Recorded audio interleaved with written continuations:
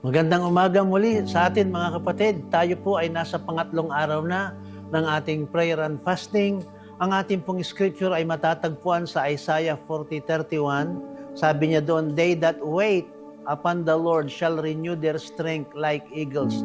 They will run and be not weary. They will walk and not faint.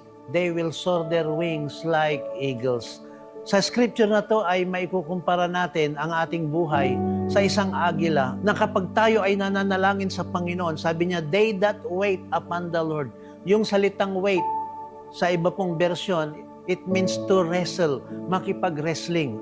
At kapag sinabing makipag-wrestling, nandyan yung struggle, nandyan yung pakikipagpalitan ng lakas sa Panginoon. When we wrestle in prayer, kapag tayo nakikipag-wrestling sa panalangin, katulad ni Jacob, nakikipagpalitan tayo sa Kanya. Ipinagpapalit natin ang ating kahinaan sa kapalit ng Kanyang kalakasan, ng ating pangangailangan, kapalit ng katugunan ng ating mga pangangailangan, ng ating mga sakit at karamdaman, kapalit ng kagalingan at kalakasan at kasiglahan ng gagaling sa Panginoon.